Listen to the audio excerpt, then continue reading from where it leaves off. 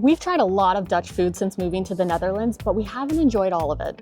Friesland is one of the northernmost provinces here in the Netherlands. It has a strong identity of its own, and of course, that extends to food. Today, we're back in Friesland to explore two more amazing cities, Franeker and Sneek, and we're going to try as much of the unique and hopefully delicious Frisian food that we can find, most of which we haven't tried yet. And of course, we're going to give that oranjekoek a second try. This is the Oortwalk fountain here in Franeker. It's inspired by Franeker astronomer Jan Oort. And if you're into astronomy, that name might sound kind of familiar to you. Oort clouds? Yeah, he's the one who discovered those. And that's also why this fountain is in the shape of an Oort cloud. These fountains are in 11 different cities all across Friesland. They're by 11 different artists from 11 different countries, and we'll be seeing 3 of them in the vlog today.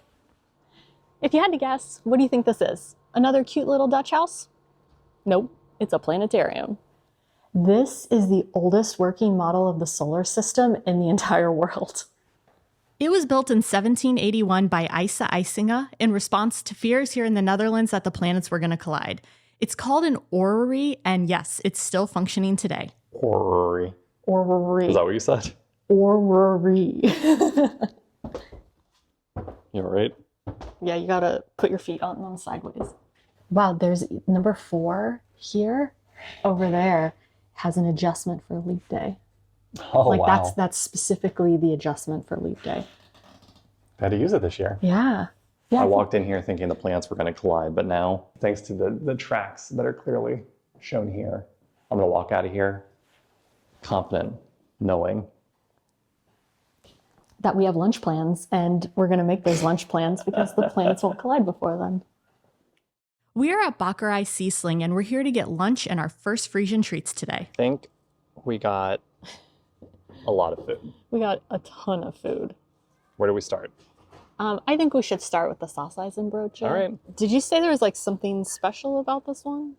Every saucijzenbroodje is special, Michelle. But really special. Yeah, I think they're using, it says it's a Black Angus saucijzenbroodje, and they're making it using Frisian cows. Oh, all right. The inside is soft and moist. It's good, but the dang it, the real standout is the pastry. It's so crispy and buttery, and it's just like, yeah, the pastry is the standout of this one. But you just described every saucijzenbroodje. Next up is the suikerbrood, which is sliced thinly, which I think I prefer. And look at this. She put a ton of butter on it. Sugar bread. Yeah, sugar bread. And it is just that, bread with sugar. And you don't toast it. You slice it, put a ton of butter on it, and then take a bite. What do you think about a suikerbrood breakfast sandwich?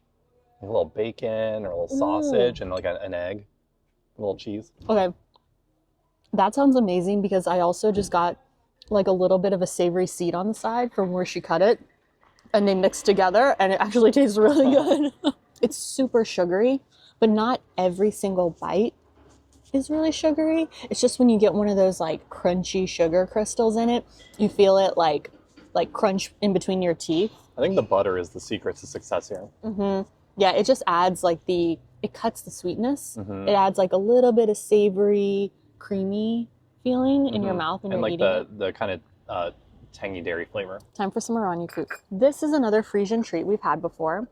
We had this when we were in Harlingen, and to be honest, we didn't really love it. No. It had an unexpected anise flavor. Yeah. And that kind of threw us off, but we're giving it a second try. There is no anise flavor in this one, no. But there is a very thick layer of almond paste. Yeah. Which I really love. And the cake around it is like a very like dense, kind of soft. Cake. It's weedy. Yeah. It's soft but hearty. Mm-hmm. And then you just get like a little bit of sugar from that top layer. I really enjoy this.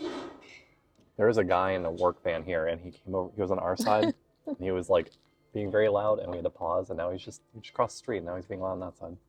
He's picking up some sort of metal poles. Anyway. I really like this one, but I'm curious as to your thoughts because you're not a fan of almond.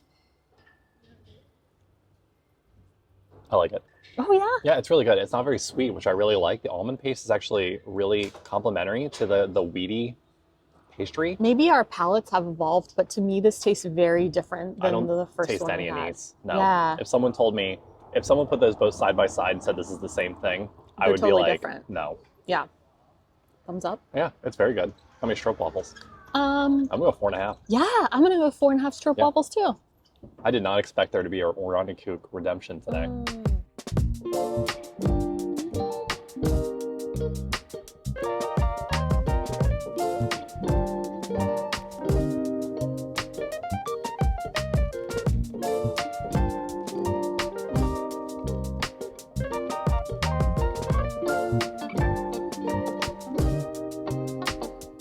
I think Franeker might be one of our new favorite Dutch cities.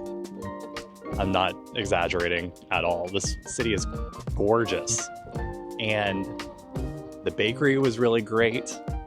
And she spoke Dutch with me, which was very nice. And it's got a lot of like character and charm. And I know you can say that about most, Dutch cities, but oh man, I don't know. Is this the future home of Uncharted? Maybe.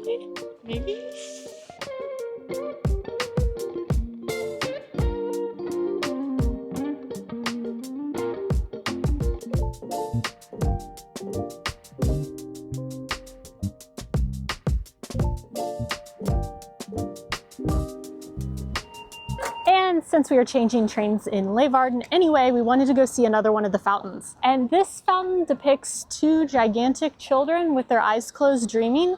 And the Spanish artist said they were inspired by the mist rising up from the Frisian countryside. I'm not 100% sure I understand how those two things are connected, but it's pretty cool nonetheless.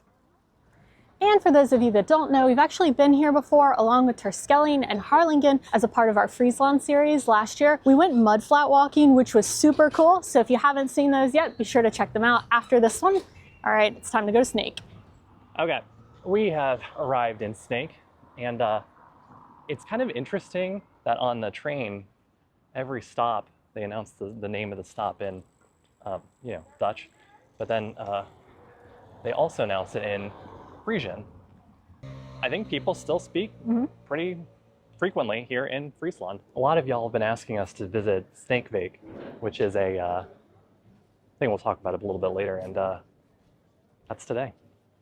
We are, in fact, here on the first day of Sneekbeek, but we did not plan for that, and this is not a Sneekbeek video because we were supposed to be here 6 weeks ago. Oh yeah, it was a long time ago. Yeah, we were supposed to actually come and do this video after our Ameland video, but that morning, the weather was terrible. It was it was gonna storming. rain. It was gonna pour all day. Not just sprinkle. It was gonna hardcore rain. And we were like, oh, no big deal. We'll just go home and we'll reschedule it.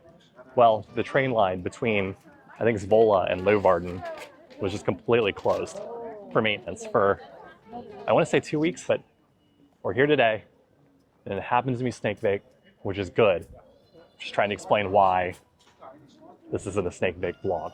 This is Weduwe Joustra, a distillery here in Sneek, and we're here for a special Frisian drink. So you take a tour around this place. This is so cool. It's an old distillery.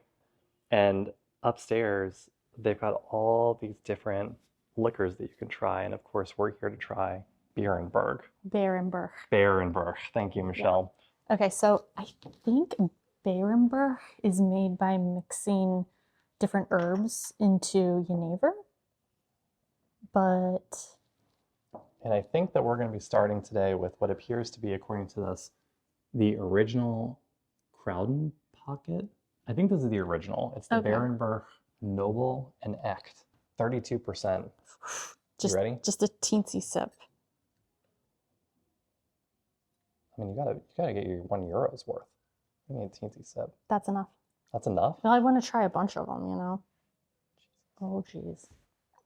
Trying to get me... Well, that's yours. Okay, so it says that they take an herbal packet and they steep it in the jenever. Oh. It's like tea. Oh, it smells smooth. It smells a lot like the polderwandeling that we had in Zantiskans, where it's really sweet but herbaceous. I don't think the polderwandeling was 32%. No, it was -2%. Cheers. It extracted alcohol from your body? It did, yes. It was healing. All right. Oh, that's nice. Oh my gosh. It's very spicy. It's spicy and it's like, it's very floral. It tastes like It's a little floral. how like a garden might smell, like See, gently. I got like I got spice, like probably not cinnamon, but stuff in like what are those called? Warm spices. I Yeah. got warm spices, and that really helped quell the taste of the sting of the liquor. Yeah, you don't like take a drink of it and you're like, ooh. Yeah. It's like, it was very mellows, pleasant. it mellows it all out. What's next? Let's see. This one, I think we should do this one next. I'm not going to pronounce this one. The Sarouche. Sarouche. a little more. You're going to tell I'll take me? a sip. Okay. It is the highest ABV. It's 40%. Oh, geez. Whew. Huh, that's interesting, that's for sure. Is it spicy? Yep. 2 Beerenburgs. later. That was, without a doubt, one of the coolest distillery experiences that we've ever had. Like, they give you a guide when you go in, so you can go around and experience it yourself. And then at the end, you go upstairs and they just have a table just chock full of the liquors that they make there, the Beerenburg, and you can just sit down and try all of the alcohol that you want to, and you just pay €1 for each one that you try. It was a lot of fun. We really enjoyed that. Okay, it is time for it's very sunny, a brief pit stop before we visit our next location. Can you see it through the trees? Ooh, mysterious. Oh, mysterious, yeah. Maybe I don't want you to see it through the trees. But we have to try our... Fryske Dumkes. I can see the anise seeds, and there are lots of them in every single Yeah, but earlier cookie. today you were talking about how you believe you're coming around. Actually, just like minutes ago, you said you were coming around to anise. I know, but I'm worried I'm going to try something and I'm going to be like, oh no, actually I don't. Okay. Ooh, buttery, sugary, and almondy smelling. I got 2. It looks like a butt. Okay.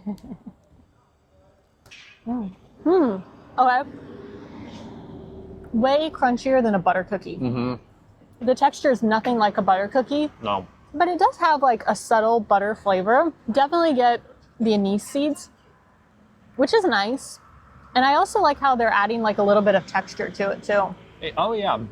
It is pretty subtle, the anise flavor. It's not overwhelming. And it's not like candy, so it doesn't like stick in your teeth or something. It's just like it kind of goes, it feels very cohesive with the rest of the cookie. I was worried it was going to be more like, Not that there's gonna be a quiet spot. It's definitely not. no. I was worried it was going to be overpowering like a Tai Tai, Oh but it's yeah. not. It's very subtle, and I also think it has bits of almonds in it too. It's better than a Tai Tai. Yeah, How many stroopwafels? Four. How many Dumkes? 4 Dumkes. How many stroopwafels? It's 1-to-1 Oh, okay. exchange rate It's currently right now. a 1-to-1 exchange rate. I see. I So understand. 4. Yeah, it makes sense. This is what is most likely the most popular landmark here in Sneek. It's the Waterpoort, and it was built in 1613 and used to control all of the city's waterways. And if you can't tell, this is the primary gathering place for snakebake, where almost 100,000 people are going to gather here and watch all of the water sports. Water sports? Like, not like those kind of water sports, like boat races and stuff like that. Do you think you could watch those kinds of water sports here? I mean, I saw some people doing some stand-up paddle boarding. And one of the benefits of it being snakebake is that you can actually go in the Waterpoort, which you can only do during snakebake. Watch your head.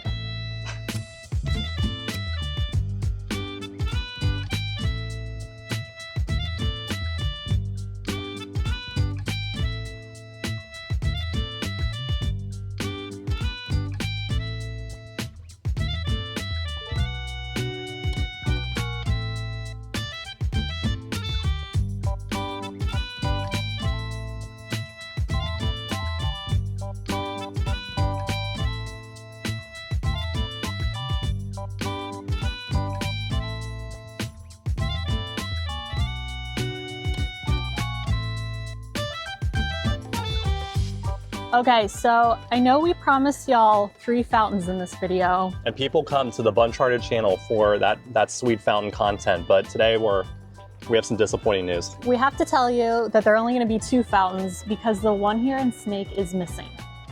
He's supposed to be right there, I'm pretty sure. It's a man holding kind of like a horn. Okay. A big thing. Uh-huh. And the water's coming out of it, but he's not there. So. That's not what that looked like. Do you want me to show you again? Yeah, could you? Yeah, it's like this. Okay. Like that. I don't think his mouth is open. Yeah, his mouth is on it. Anyway, it's Is not that true? Here. We'll never know. Okay, before we get to the next thing, you have to see what we bought.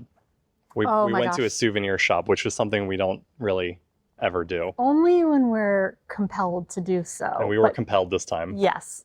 Look at this.